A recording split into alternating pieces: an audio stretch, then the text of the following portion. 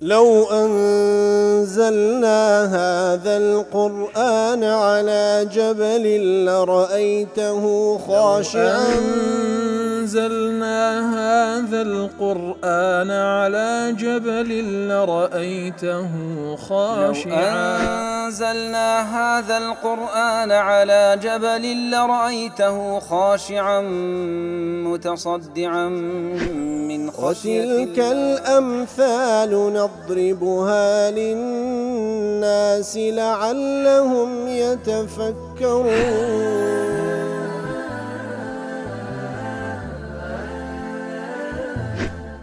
الحمد لله والصلاة والسلام على رسول الله وعلى آله وصحبه ومن والاه. السلام عليكم ورحمة الله. برزان خوش حالم لواني 825 لواني كاين تفسير قرآني بيروز بيمو خزمتان بمبست رزامن دي رب العالمين وهي دارم إيوي آزي السودي لوربقرن. أعوذ بالله من الشيطان الرجيم. بسم الله الرحمن الرحيم. ولما رجع موسى إلى قومه غضبان أسفا قال بئس ما خلفتموني من بعدي أعجلتم أمر ربكم وألقى الألواح وأخذ برأس أخيه يجره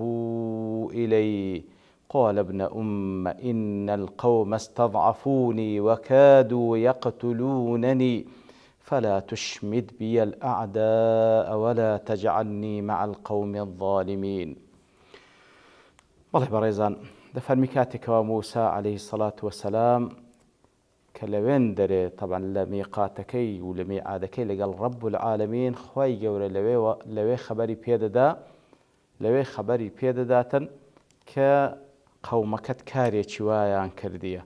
يتد قريت ولا قومكي بطوري بخموخ فتوى إنزا بيان دلي بئس ما خلفتموني من بعد خرابترين شد لدواي من أنزام تاندا أعجلتم أمر ربكم آية باولين لكاري خواي قورة بلتان كرد وألقى الألواح كان بدستوبو لتوريان فريدة وأخذ برأس أخيه يجره إليه إنزا سري براي خوي دقريو لولاي خوي رايدة تشيشي قال ابن أمه هاروني براش دفرمي أي كريدايكم إن القوم استضعفوني بيقمان أو قوم أمنيا بيلاواز هاتا بيش سابي وكادوا يقتلونني كاتكوا من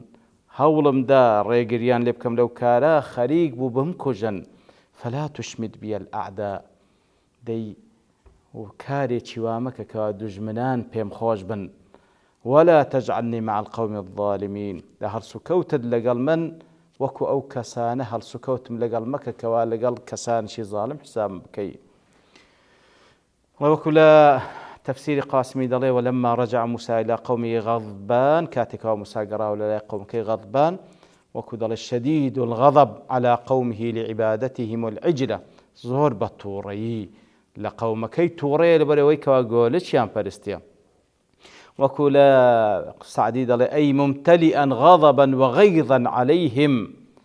واتا برا للتوري غضبان لسر وزن فعلانة واتا ممتلئا غضبا وغيظا عليهم برا للتوري سبحان الله لتمام غيرته عليه الصلاة والسلام زهر غيري لسديني خواه كود بي قول كيف برستري وكمال نصحه وشفقته وأوفري ناصحه أوفري دل صوزة لبو قومك الويد كاتك ودامي لسر أو كار باطلة أوفري تورد بي غضبان أسفا وكلا قاسمي دلي أي حزينا على ما فاته من مناجاة ربه خفت بارة لويكوا لدستي تو لمناجات كردني پروردگاري بسبب أويكوا خواهي قول خبري بيداك وقومك كاري وان كرديا إتر لمعارج دلي فعبارة أسفة تدل على أن موسى عليه السلام كان شديد الحزن زور خفت باربو بسبب انحراف جمهور قومه عن صراط الله المستقيم ويكوا زوريني قومكي لو ريقا راستي لا هداية انزا بيان دلي قال بئس ما خلفتموني من بعدي وكل قاسم دل أي بئس ما عملتم خلفي خرابترين شت كرتان لدواي من أو قمتم مقامي يعني تلزيقاي من أنقو واتان كر وكنتم خلفائي من بعدي أنقو زينشيني من بنوادكن. والخطاب إما لعبدة العجل من السامري وأشيائه كواتب اسمها خلف أقرب معنى لدواي من خرابترين كار كرتان كواتب توزيها لبو أواني كوا قول كان بر السامري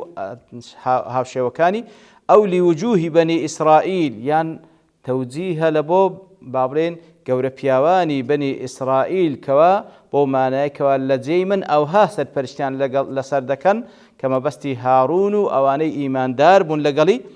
ويدل عليه عليه الصلاة والسلام ويدل عليه قوله أخلفني في قومك واتا بلقاش لسروي لواني ما بستي شي هارون بئس ما خلفتموني من بعدي لبروي لبيش وبروا فرموي أخلفني من بعدي كواتا بابا خليفة من لدواي من كواتا ديرش بيدالة خرابترين خليفة بوي لدواي من. وعلى التقدير يكون المعنى بئس ما خلفتموني حيث لم تمنعوا من عبادة غير الله تعالى. وكو إمام الرازي دالي كواتا خرابترين خليفة بن لدواي من كوا أوانتا منع نكر لعبادة كرني غير الله سبحانه وتعالى. وكلا تفسير سعد ضله فإنها حالة تقضي إلى الهلاك الأبدي والشقاء السرمدي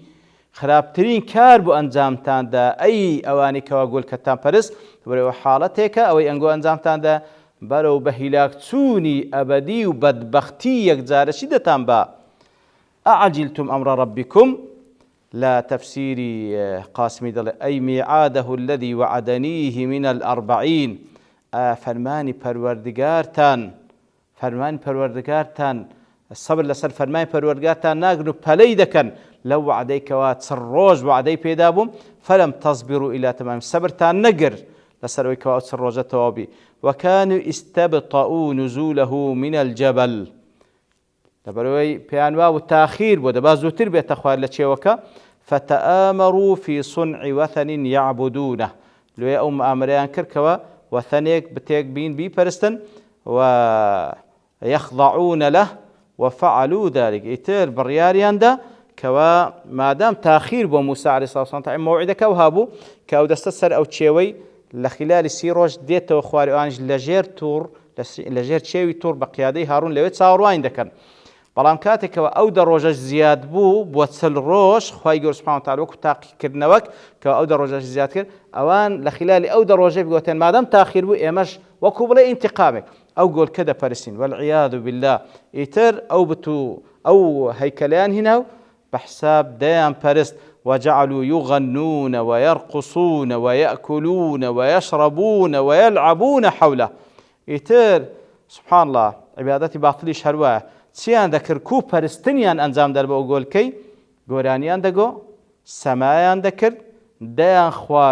خوارد و كمانيان ذكر لدوري دسوران ويقولون هذا الإله الذي أخرجنا من مصر والعياذ بالله ديان أو پرستراوي كأيمي لمصر در هناو أيمي آزاد كر والعياذ بالله. وقال أبو مسلم معناه سبقتم أمر الله فعبدتم ما لم يأمركم به بما ناش لك درايتو أعجلتم أمر ربكم واتبا بيش فرماني خوا كوتن اشتيك تان برس كخوا فرماني بينا كرديا لا سعدي أعجلتم أمر ربكم حيث وعدكم بإنزال الكتاب خواي قول سبحانه وتعالى وعدي بيدام كوا كتابتنا لو دادا بزيني فبادرتم برأيكم الفاسد إلى هذه الخصلة القبيحة بالرأي فاسد كي خوتان مبادرتان كر پیش اوی کتاب بیتن للاین خواهی گوره سبحانه و تعالی که با موسی بخشیو پیتان راب گینی مبادرتان كر بخوتان دست پیش خریتان كر بو کار قبیحی که انجامتان دا. لا تفسير معارج أعجلتم أمر ربكم قال الفراء تقول عجلت الشيء أي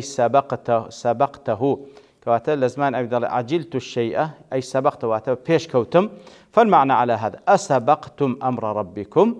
ببيش فرمان پروردگارتان كودن والمراد أتجاوزتم حدود أمر ربكم واتا سنوري فرمان كان خواهي قولتان بزان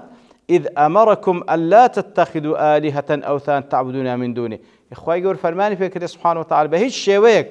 بتو صنم نبرستن وهذا التجاوز الذي سبقتم به مسيرة أمر ربكم يعرضكم لعقاب شديد من لدنه. إثر أو تجاوزك كتنام بيش فرماني خواكوتن براسي أنقوي معرض ذكا لبو عقابي تن للا خواي قوله سبحانه وتعالى. وألقى الألواح إثر موسى عليه الصلاة والسلام لو حكاني فريدا كوا شريعتي خواي قوله لو ينسرابو تيدا أي طرحها من شدة الغضب وكل قاسم دره واتل توريان فريدا وفرط الضجرة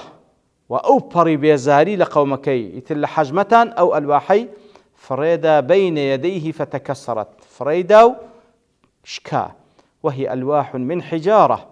يتر وكل وان كان رابرش باس ماكر أو ألواحنا لا تسدرس كرابون لا بردرس كرابو كوا الشريعة وصايا خواي قورته دا نوسرابو وإنما ألقى عليه السلام لما لحقه من فرط الدهش عند رؤيته عكوفهم على العجل. طبعا كهاتوا كاتك واديتي والا دوري أو عجلو أو قولك وحسمادا كانوا دي برستنو بوشيوي توربو الواحكاني فريدا.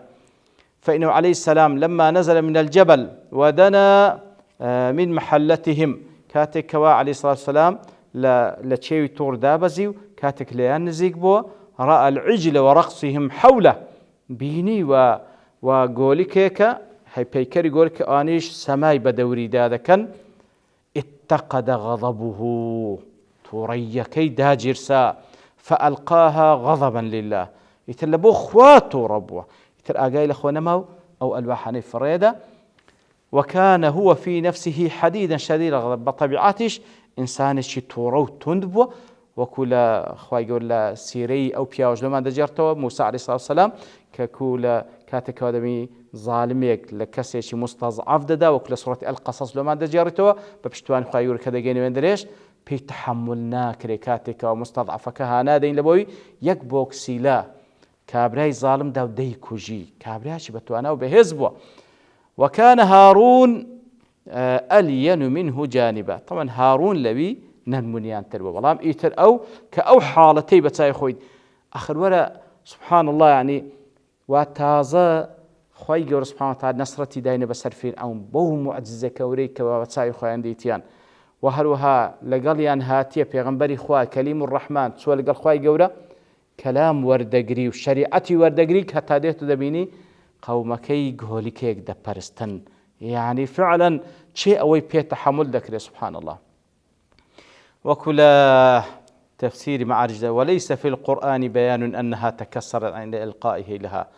القرآن بيروز باسناكا كوا لكات فريدان كلو حكان شكا لكن ثبت في الحديث النبوي أنها تكسر بلام الحديث بيان صوت باسكرا كوا فعلا لكات فريدان كي شكا.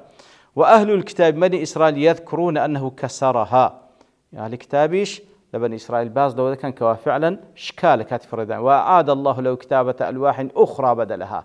دواتر خواهي قول سبحانه وتعالى لبدلي أو لوحاني كشكا خواهي قول للوحي دي كالوينو سيوا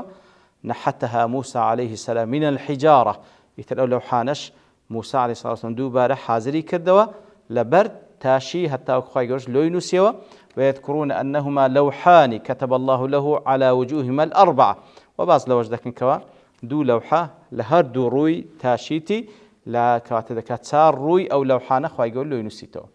وجاء في بيان الرسول محمد صلى الله عليه وسلم لبيان پیغمبر صلى الله عليه وسلم لرون كرنوي تعليل كون موسى عليه السلام لم يلقي الألواح من يده حينما أخبره الله عز وجل بأن قومه اتخذوا عجلا وعبدوه. خواهي پیغمبر صلى الله عليه وسلم بازك دفرمي تمشى وموقف عزيبه بك كاتك واخواي يقول لوين دري بي دفرمي كوا قومكت قول كيش يعني فرستي لوين دري خبركي بينا خوش بو بلان بوش درزش نبو كوا لو حكان لدست فريبدا لكنه لما قدم إلى قومي وشهد الأمر ببصري بلام كاتك وهذا قريت وانا قومك وبتساوي خوي دبيني كودي برستن أخذته الحدة فلم يتمالك نفسه أو ذا زور تورد بخوي براناجرة فألقى الألواح إثر لو حكان فريدا وكبيان ليس الخبر كالمعاينة براستي كاتك وخبرك بيددري وكو أوينيك وبتساوي خوت شتيك ببيني لويا بيان صلى الله عليه وسلم لو حديثي ده فرمي إن الله أخبر موسى بما صنع قومه في العجل فلم يلقي الألواح فلما عان ما صنعوا ألقى الألواح فانكسرت. خواهي يقول كاتك خبري بيدا قوم كد أو قول كيان برستيا لمن داري ألواح كان فرين هذا برام كاتك بتساوي خوي دبيني ليس الخبر كل معاني كبتساوي خوي دي تي خوي بيرانا جلو ألواح كان بعد دادا وشكا يتر بوشيوية بيان صلى الله عليه وسلم باس لو حالة دكاتا كمعاناة موسى عليه الصلاة والسلام لقال أو قومي چەندە زۆر بووە. دیار هێشتا لە تەفسیرەکان زیاتر باس لەو بابەتە دەکرێتن بەڵام بەرتەوا بوونی کات دەوەستین بە پشتیوان رب العالمین لەوانەی داهاتوو دێنەوە خزمەتی. وصلى الله وسلم على نبينا محمد وعلى آله وصحبه أجمعين وآخر دعوانا الحمد لله رب العالمين. لو أنزلنا هذا القرآن على جبل لرأيته خاشعا أنزلنا هذا القرآن على جبل لرأيته خاشعا أنزلنا هذا القرآن على جبل لرأيته خاشعا متصدعا من خشية الله. وتلك الأمثال نضربها للناس لعلهم يتفكرون.